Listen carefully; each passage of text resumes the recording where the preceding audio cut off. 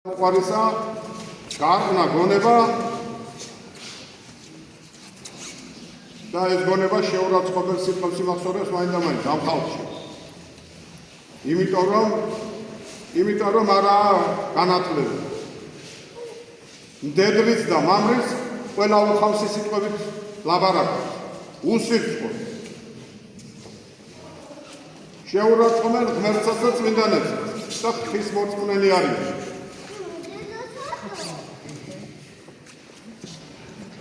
არადა თქვენ უნდა იცოდეთ, რომ თქვენი გონება ფასდაუდებელი საჩუქარია ღვთისა.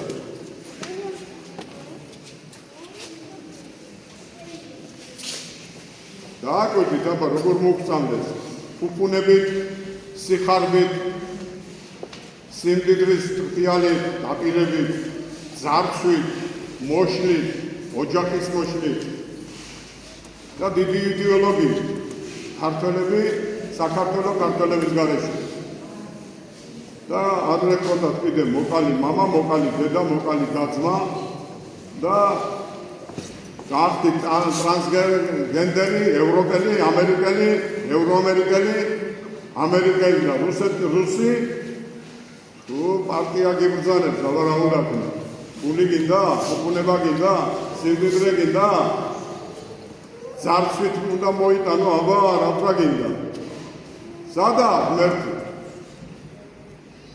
ჩვენ აქ ვჭირდება ტყის რწმენა და კეთილგონიერება, გულმოწყალება.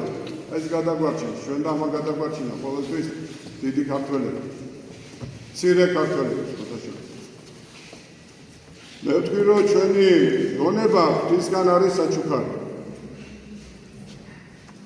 და ეს გონება მე ვფიქრობ, რომ მიწიერი ხელმოქმედების საქმეებით უნდა იყოს დაკავებული.